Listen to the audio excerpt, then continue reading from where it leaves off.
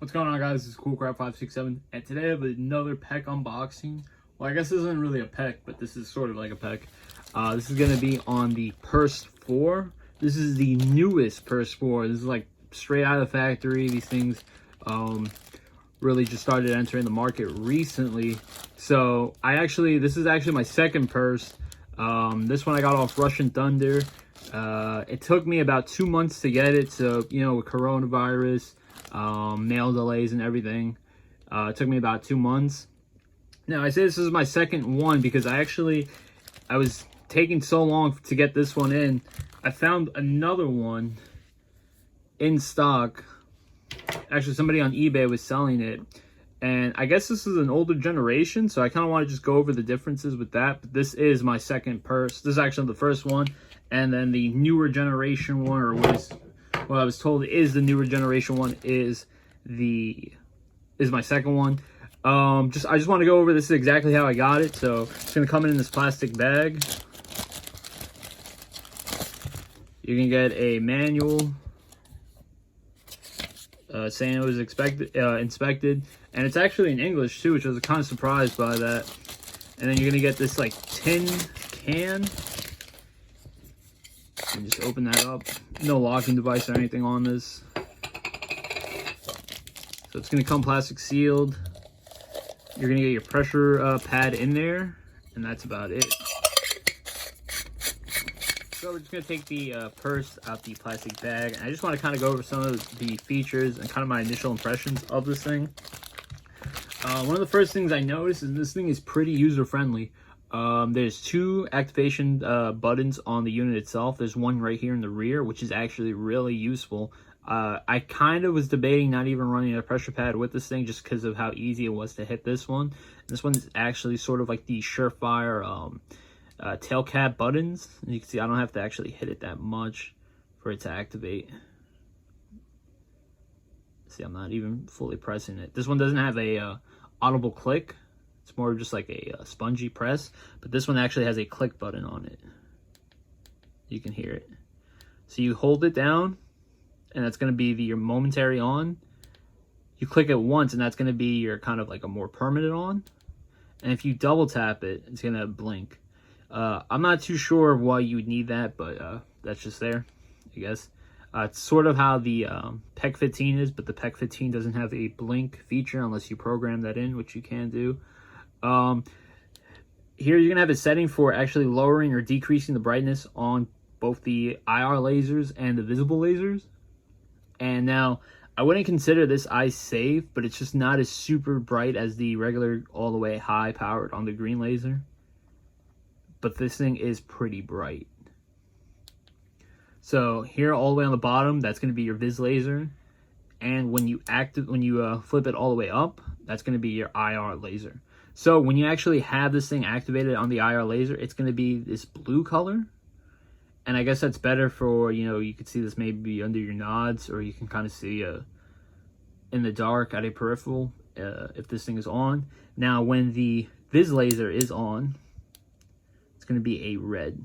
So you can't really see it that well in the camera, but that's going to be a red laser. And I'm just kind of showing you this real quick. Adjustment caps. They're covered with these metal caps right here. So the adjustment knobs, I meant to say.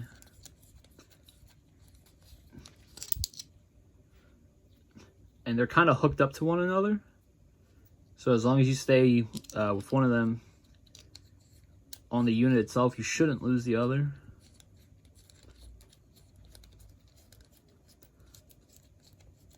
And you can kind of tell that the forward, where the glass is, the diode, I guess that wouldn't actually be the diode, sort of the front glass is slanted. Now, I don't know what purpose that serves, but that is how this thing is. Here's where you insert the battery. Now, one thing that I noticed about this unit was it's kind of off to the right a little bit. It's sort of like how the Steiner Otal is, just a little bit more slanted towards the right. So if you put this thing on a rail, it's not going to be perfectly centered. Just understand it's going to be kind of shifted a little bit more to the right, as opposed to something like the PEC 15, the D ball, which that's more centered. So think of this thing kind of like the Steiner Otal. I'm just showing the bottom. Now, some of the differences that I saw with this, supposedly the newest generation versus this older one, is that these the brackets on the bottom are different. I guess the newer generation has a more high quality metal bracket, and maybe something in the electronics inside are different, but I'm not entirely sure. I think these still have the newest electronics compared to something like the newest version. Now, one thing that is different for sure are the pressure pads. So let me just take this one out.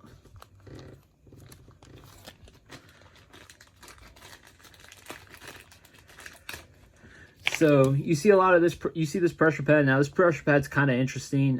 You have the adjustment for the brightness of the laser. You have a off switch in case you don't want it to be activated. But this newer laser is essentially that, just in a smaller package, which I really do appreciate. I wasn't actually aware that this pressure pad even existed, so when I got it in the newest generation, one that I got, I was kind of a little bit surprised. From what I understand, this doesn't have a dedicated off switch like this one does. But in my opinion, this isn't really that needed. For that, you would just, turn off the PEC. But this does have an adjustment for the brightness on the laser. So to install this, hopefully I can get it first try. There we go. Just clicks in. And then just disconnect it by pulling the tab back and then just taking it out. Can I do it again? There we go. All right, so just real quick, I'm going to show you the green laser. There we go. Actually turn it on. You can see that this knob actually increases and decreases the settings. So that's kind of cool. Again, the little pressure pad is kind of cool. I was really considering taking this one and splicing this end and connecting it to the Surefire cable, because I don't really see myself messing with the brightnesses too much.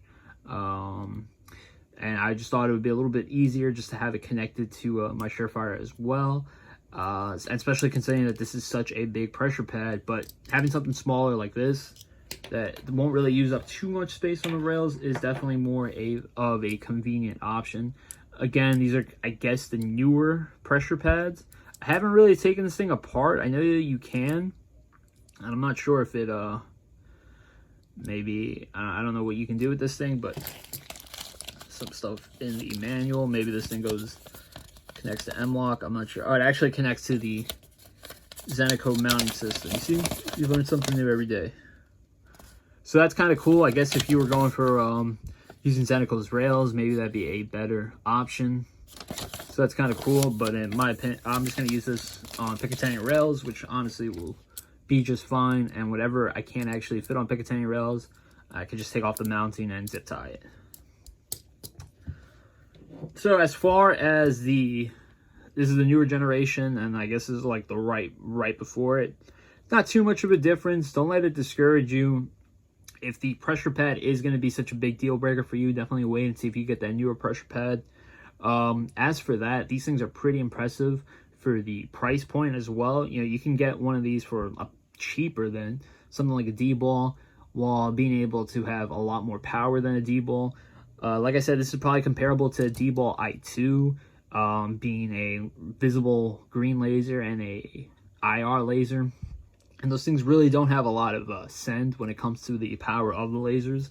So when you're able to get something like this, granted, you might have to wait some time. I've heard of people waiting like 3 weeks if you purchase it from the Zeneco website.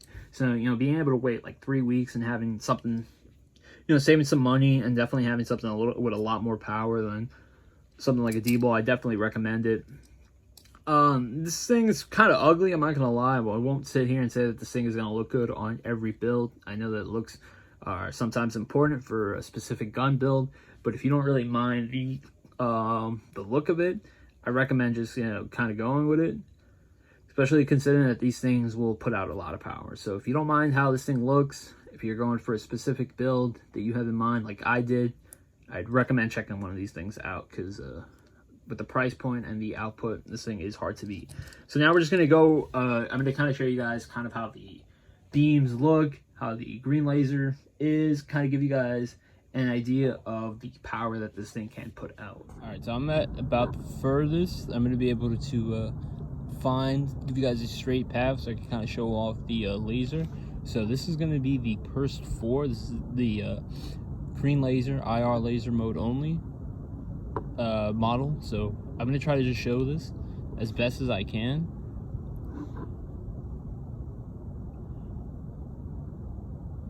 It's kind of hard that I'm doing this because I gotta look off the phone, but as you can see, this thing is touching basically anywhere it wants. This thing has some serious range.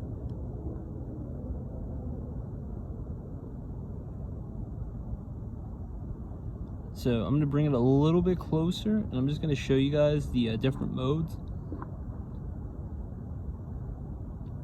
So that's the lowest setting. It's kind of comparable to maybe like a low power, but I don't believe it's a, I don't know the actual amount, or I don't know what the measurements come in on that as. So you can see I'm just increasing it. These things, there's buttons on the purse itself that increase it.